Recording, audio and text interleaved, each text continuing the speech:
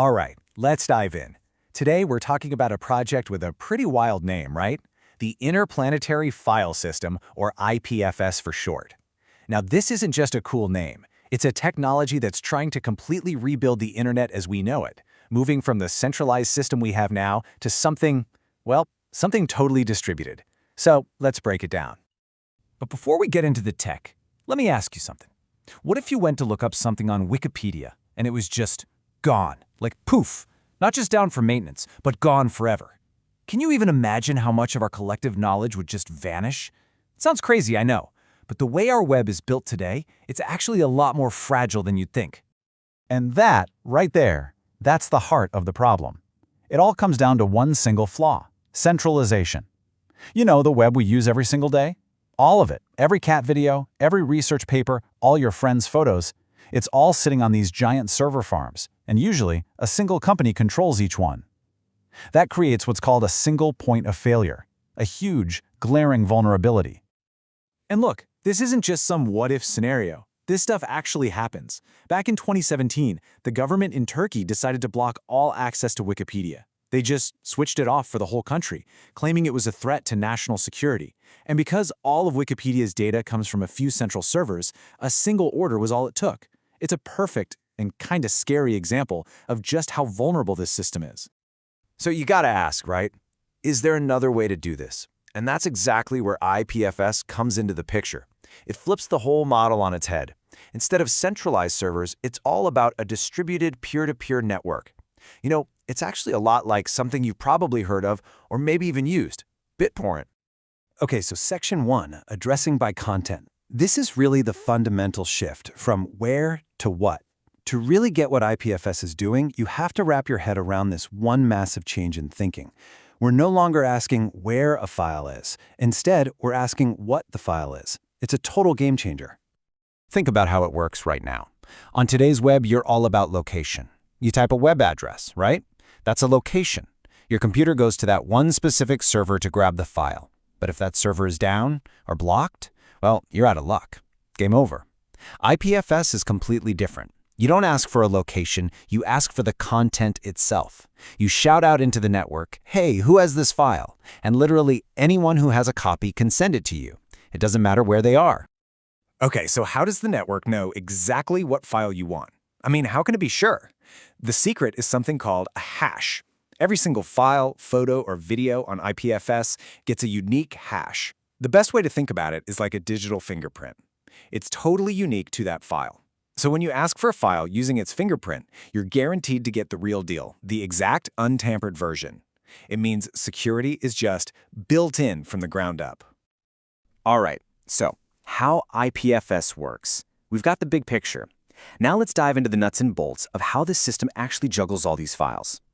You know, the way it works is actually pretty brilliant in its simplicity. So let's say you add a big file to the network, anything over 256 kilobytes. IPFS doesn't try to handle it as one giant block. Instead, it automatically breaks it up into these smaller, manageable chunks. And then it creates this new kind of master link. Think of it like a directory that just points to all those little pieces, telling the system how to put them back together. It's a super simple but really powerful way to handle any size of file. And this whole system leads to another really crucial feature: immutability. That's a fancy word that just means once something is on the network, it can't be changed. Remember, every file is identified by its unique hash, its fingerprint. If you change even one pixel in an image, the hash changes completely. So how do you update a file? Well, you don't. You just add a new version to the network. And IPFS is smart. It creates something called a commit object that links the new version to the old one. What you end up with is a complete, totally transparent version history for every single file. It's like having a time machine for your data. Okay, let's talk about the persistence problem. Because look, all of this sounds amazing, right? But it's not a perfect system. There's one really big challenge that IPFS has to deal with. It's what happens when everyone goes offline. Just think about it for a sec. This is a peer-to-peer network, which means the files are literally stored on our computers. So if a file only exists on, say, 5 different laptops around the world, what happens when all 5 of those people shut down their computers for the night? Well, the answer is pretty simple. The file becomes unavailable. It just disappears from the network. If you've ever used BitTorrent, you know exactly what this is. It's like a torrent with 0 seeders. If nobody is online to share the file, for all intents and purposes, it doesn't exist anymore. So, that's a huge problem. How do you fix it? You have to give people a reason, an incentive, to keep their computers on and to keep sharing those files. And the team that built IPFS, they came up with a really clever solution to this exact problem. It's called Filecoin. So what Filecoin does is pretty brilliant. It was actually built by the same team that made IPFS. It basically creates this massive, decentralized marketplace for computer storage.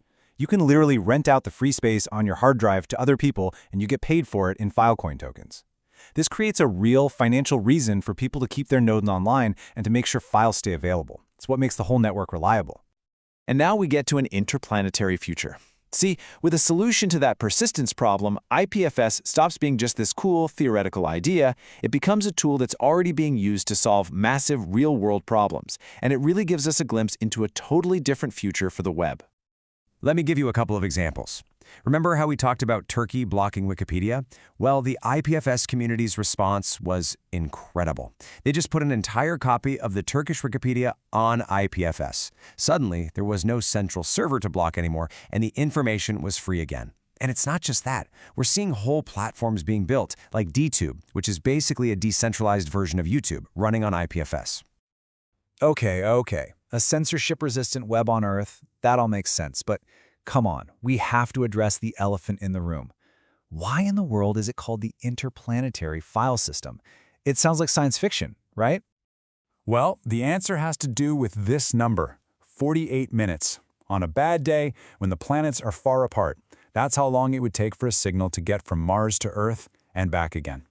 Just try to imagine loading a simple web page with a 48-minute lag. It would be completely unusable. See, with the web we have now, every single click, every request would have to make that insane round-trip journey. But with IPFS, it's different. If just one person on Mars downloads a web page from Earth, that content now exists on Mars. Anyone else there who wants to see it can just grab it from the local Martian node. IPFS could literally cache huge chunks of the internet on Mars, making web browsing there feel just as fast as it does here. It solves this massive physics problem of light speed delay. So yeah, it's a very ambitious project, right? I mean, whether we're talking about fighting censorship here on Earth or laying the groundwork for communication across the solar system, IPFS is thinking big. It's really pointing the way to a web that could be way more resilient, open, and efficient than anything we have today. And that really leaves us with one final big question to think about. I mean, we rely on digital information more and more every single day. So the foundation, the very architecture of how that information is stored and shared, becomes absolutely critical. So the question really is a censorship-resistant, truly decentralized web the future of information? It's a question worth thinking about.